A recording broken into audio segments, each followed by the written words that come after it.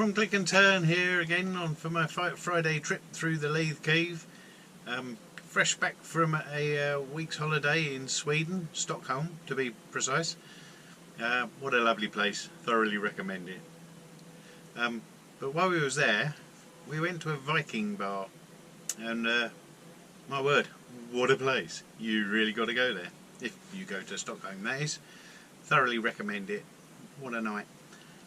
Anyway, that's kind of inspired me because I was drinking mead from like a small mug, but it was made of ceramic, so you know that's probably what they used, but I reckon they used wood as well. So I'm going to go and try and see if I can turn the style of mug that they had out of this lump of wood, which used to be a table leg, I think. So from a table to a mug, why not? Anyway, that's what today's all about.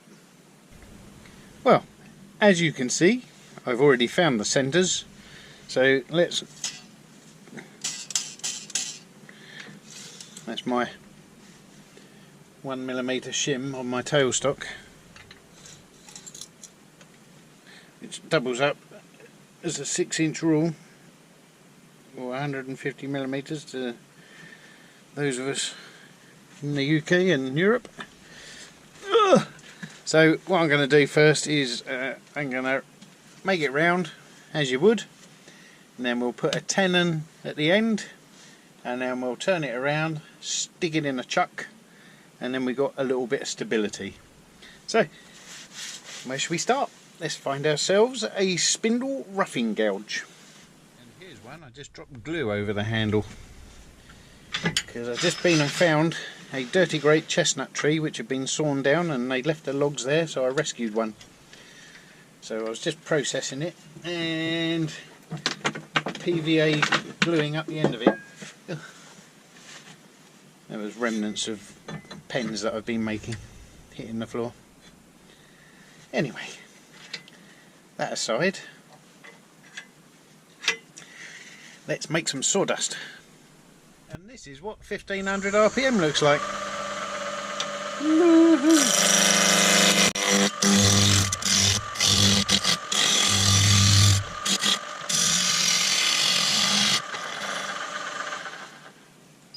Close, but no cigar.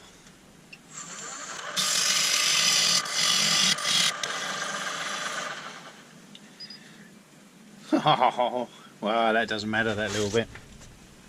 Righto, I've got my trusty gauges there, and my trusty parting tool.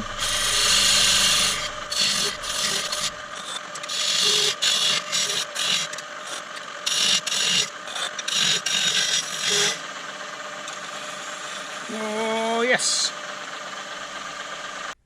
I don't actually think this is going to be as big as the one I drunk out of, but it's a good concept thing, isn't it, really? Because hopefully I'm doing a Viking show in Lewis in West Sussex next year, if I can get another slot, where they'll be drinking mead all over the place, and now wooden cups too. So this is my proof of concept. Yeah, I'm going to cut this in half because I think I can get 2 out of this, and I don't want to be turning a cup with a big long protrusion from the chuck. So that looks like half to me.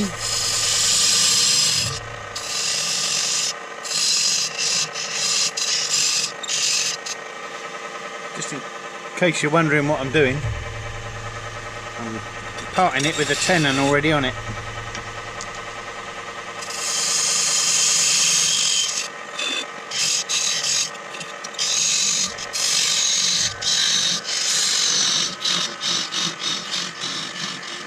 Woo. That's quite thin. I think I'll use the saw.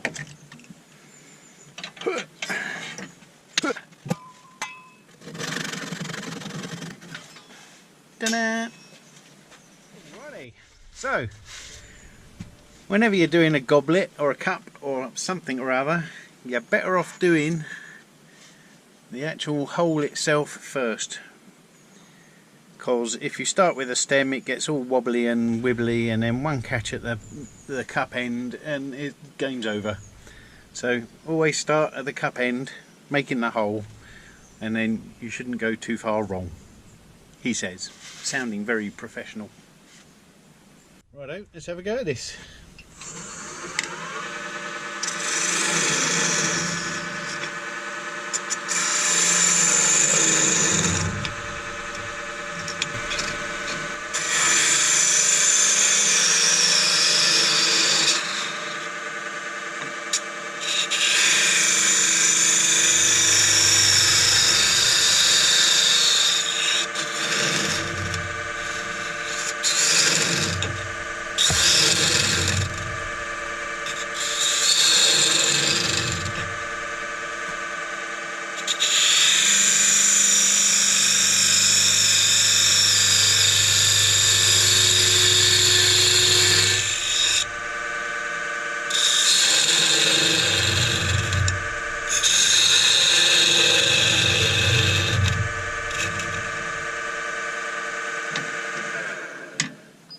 Okay, we've now got to a spot where you can't see what I'm doing. Now I can't see what I'm doing because the camera's in the way, so let's have a little move about. Hang on. I might be banging you yet. Let's have a look. We might get away with it. Let's carry on.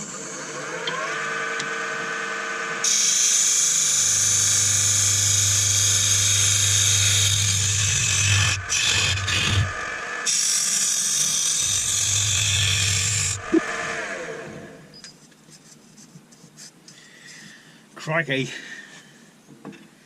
still got to go quite a lot deeper. Not quite sure how I'm going to do that. I might have to get the old round nose scraper out in a minute.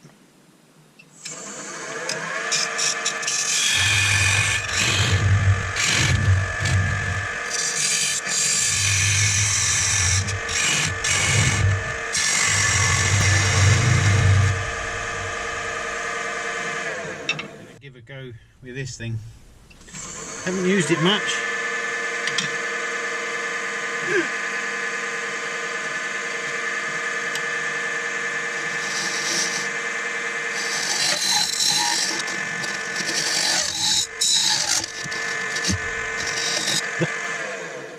It's all right, but I need to be able to get down there with the tool rest. Apologies to the purists, but I've gone carbide.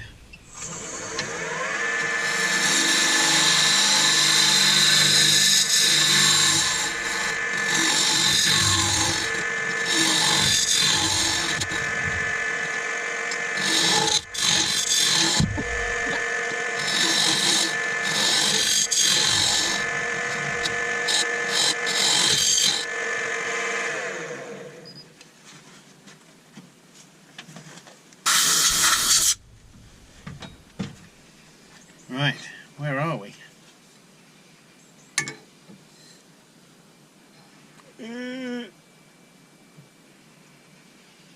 Oh, I reckon we're good.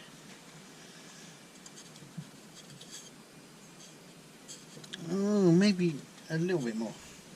Down, down, deeper and down.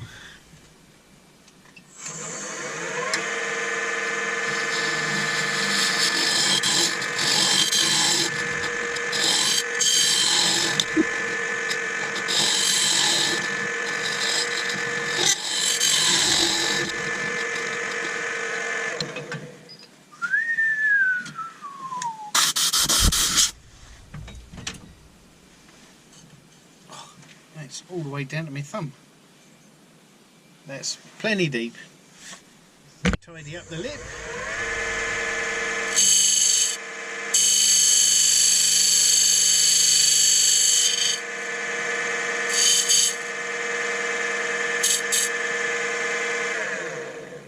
In case you're wondering what gouge this is, it's an old Axminster Craft Supplies, what I got when I first started turning. As you can see, we're down to the last knockings, and it's got a very odd grind on it as well. I've gone a bit wrong there somewhere. It's a bit cow-horned. Still, it cuts and it helps me get down these long sides. Yeah, I don't think I'll change it at the moment. It's only got, it's not long left to live, really. You wouldn't have known it because I didn't record it, but I just took a bit of time off to put a big slab of silverside on cook, slow roast for a couple of hours or so. Anyway, that aside, let's do a bit of sanding.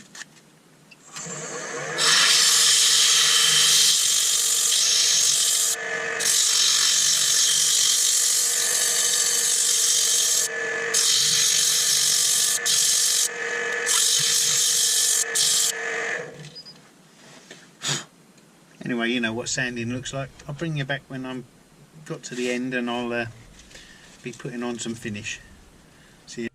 Righto, we're sanded down to 240 and now I'm going to put some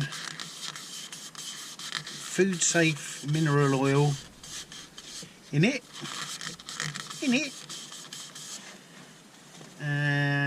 And then we're going to give it a big old chug of beeswax just to finish it off, cause that too is food safe and will help seal the grain for liquid to be inside. There we are. That looks alright. Look, I've got a new stick, beeswax. Force my old one into retirement. I don't know that I'm going to get right down into the corner.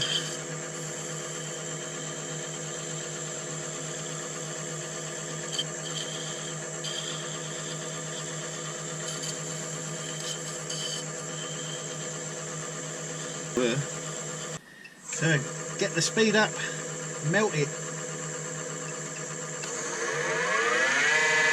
2,000.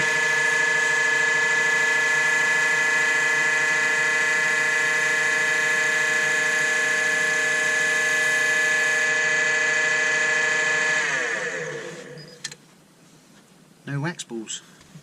Righto, so we want to know where the bottom is. It is there. I can see that mark. You probably can't. So let's put a pencil line on it.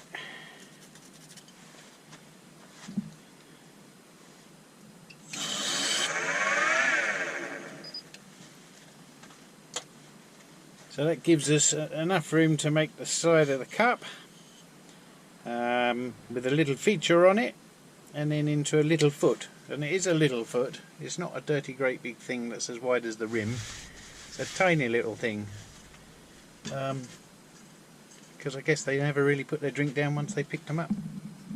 That's my guess anyway. So anyway, without further ado, let's do.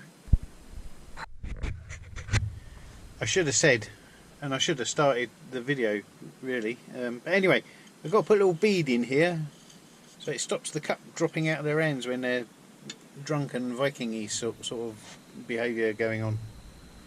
So let's do that.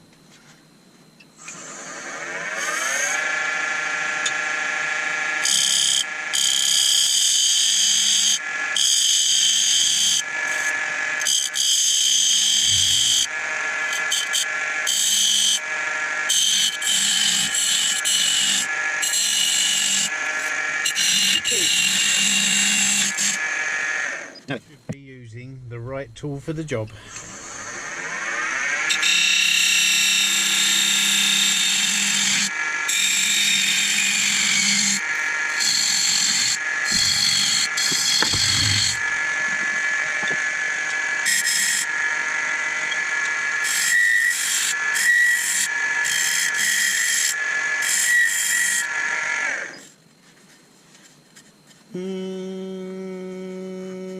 Can go thinner.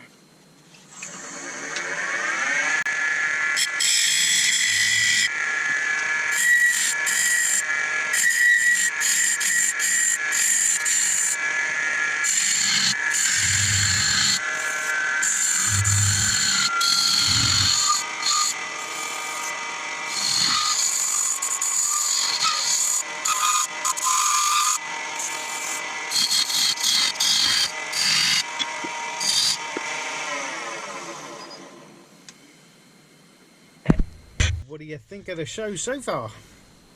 So, it's a fairly consistent width all the way down. It's still quite sturdy. It's about 3mm thick, which should allow for some very Viking behaviour in throwing cups at people. That's what I reckon. Anyway, let's carry on. It's actually about half the size of the one that I was drinking from last Saturday night. So I need to get myself bigger lump of wood if I'm going to do something a bit more like it. This is about, I don't know, maybe 250mm. So roughly speaking, not a lot. Let's tidy up the bead a little bit.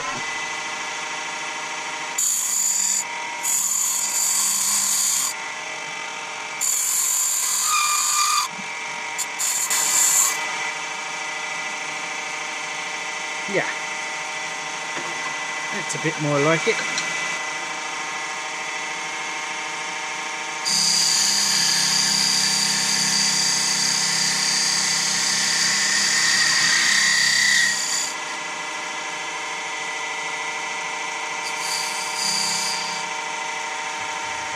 I think it's time for a dose of sandpaper.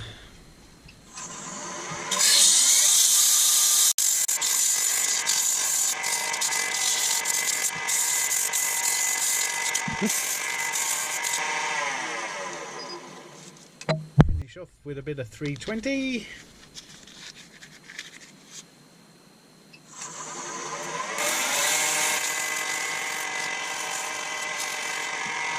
A visual effect. Let's have a couple of burn lines. Where should we have them?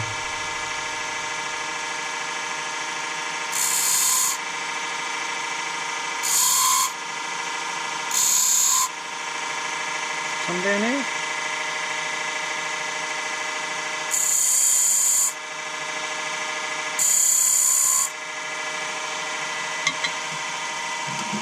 So I made my own burning wire from a 3D printer, made a couple of little plastic handles, and then that's picture hanging wire that you can get in most hobby shops, stuck through and tied in a knot. Easy.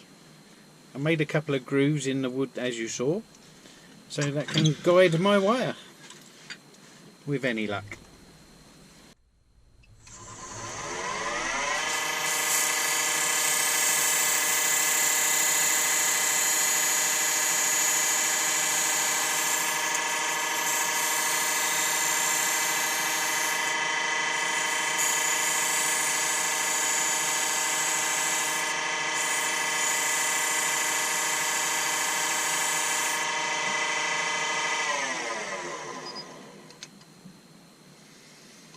Tidy. Let's brush on a bit of food safe.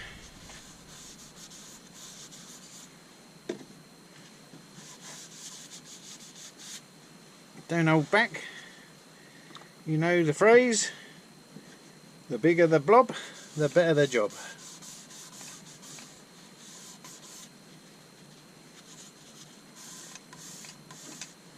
Let's just move some things out of the way here. Because what I normally do is I throw oil all over the side of the shed.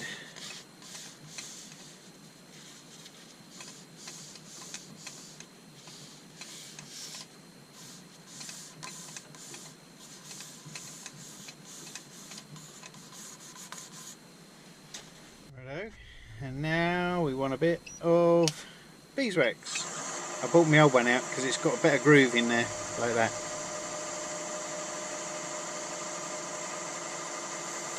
This is where you fill up the burnt bits with wax now.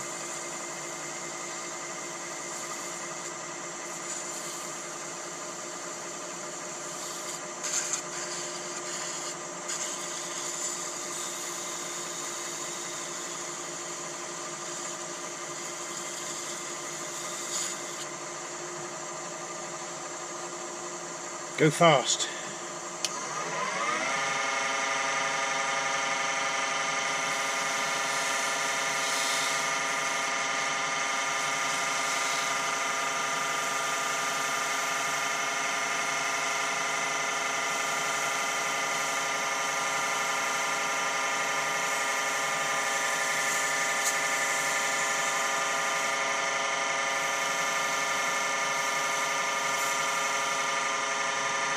off without spoiling all my good work.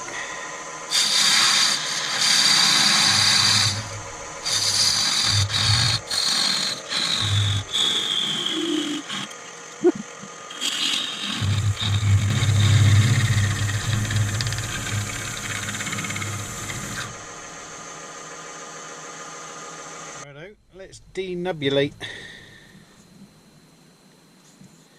without cutting my finger off.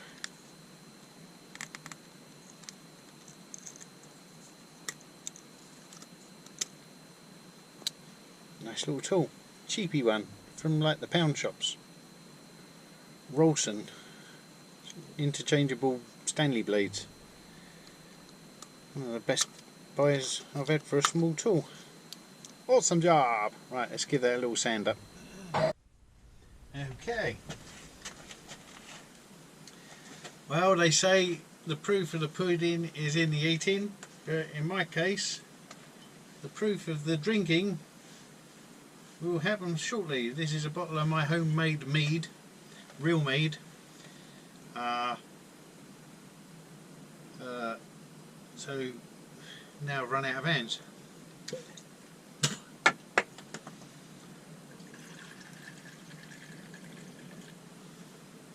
Oh.